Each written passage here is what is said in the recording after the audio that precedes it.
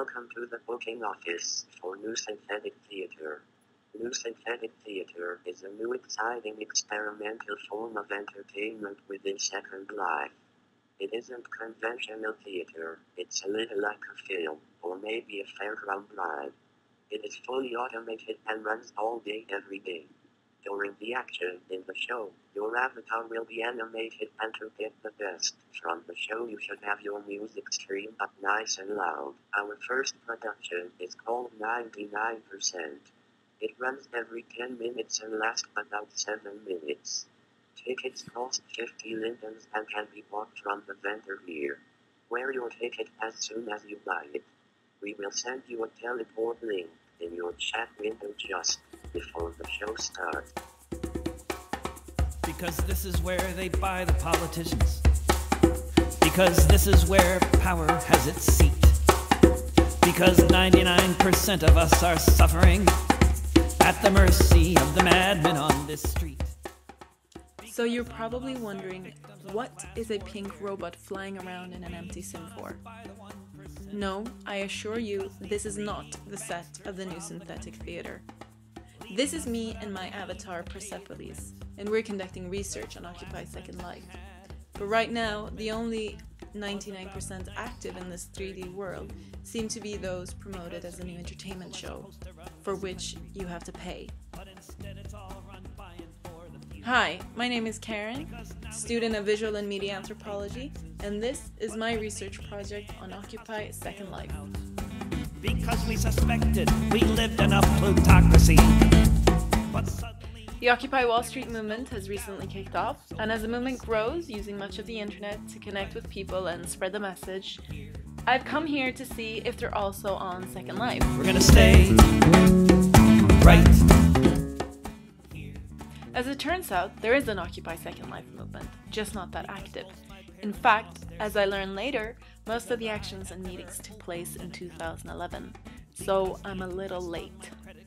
I do find some destinations in my search bar with the word Occupy, but when I go there, there are very little signs that any of the actions or activities took place. So I ask around instead, but very few people have heard of Occupy Second Life. I do find what seems to be the base for Occupy Second Life, or OSL, which is at the Second Life Left Unity sim. There, I find a rather large activist center, complete with a library, a stage, posters, artwork, study rooms, tables and chairs. Just no people.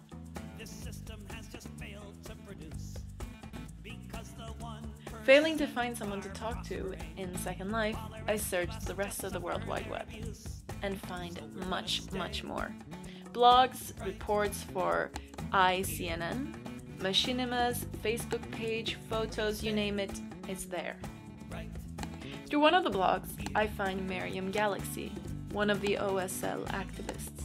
She agrees to meet up with me at the Second Life Left Unity sim, and we chat, email, and she lets me have summaries and note cards from OSL's previous General Assemblies.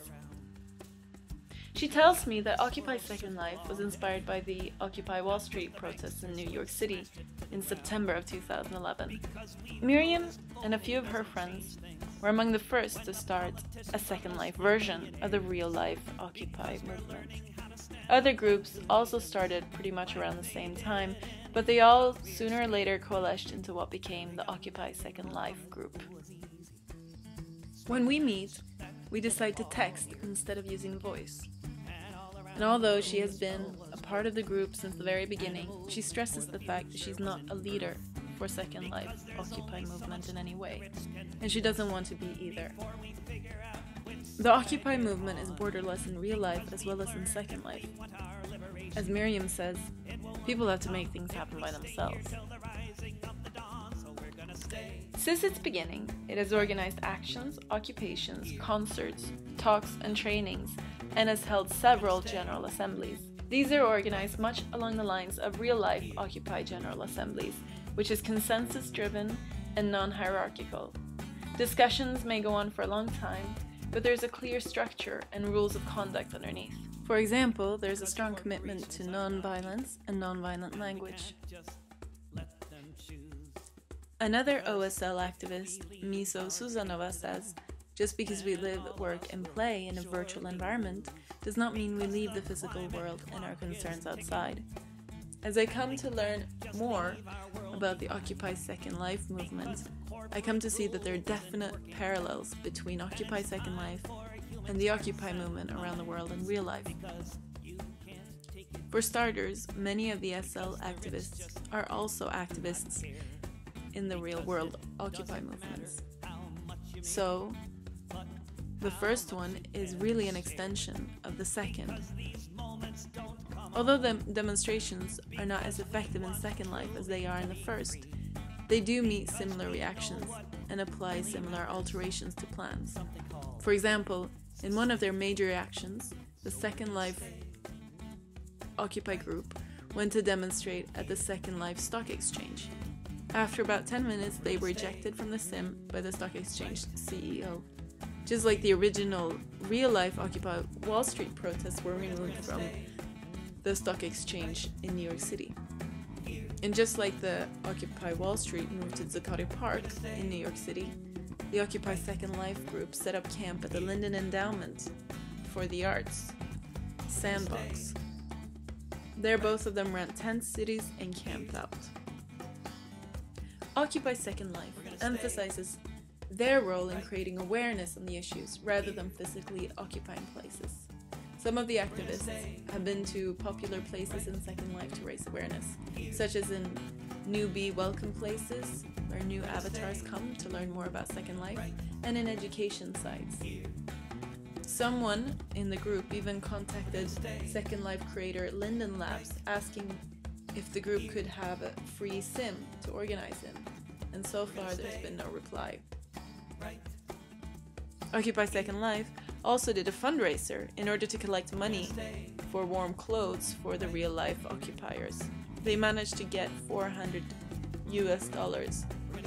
with a festival they did at the end of December. So in this way, there's a real interplay between the global and the local through Second Life. There's another way that Occupy Second Life is an extension of the real-life Occupy movements. In Second Life, people from all over the world can meet and carry out meetings and activities, especially those that don't have access to a local real-life Occupy group. Miriam speaks about her experience as being a Occupy Second Life activist as a big learning experience. She says, "I have really loved and been excited by Occupy Second Life." She says she's a shy person in real life, so Second Life has really allowed her to be more than just the quiet person at the demonstrations. Unfortunately, the Occupy Second Life group has been less active since the start of 2012. No general assemblies have been organized and only a few talks have been held. Miriam has been less active due to real-life priorities. This seems to be the case for a lot of the OSL activists. However, she does say that she continues to see a stream of curious people at the SLLU sim and people liking the Facebook page. So she suggests maybe they should do something for May 1st. So, what does the future hold in store for Occupy Second Life? I guess a lot depends on how the real-life Occupy movement develops. But I certainly hope a lot. I hope that the only active 99% will not be the theatre performance of the new synthetic theatre, but that the group will keep on spreading the awareness on the issues that started it. We're gonna stay right here. We're gonna stay right here. We're gonna stay right here.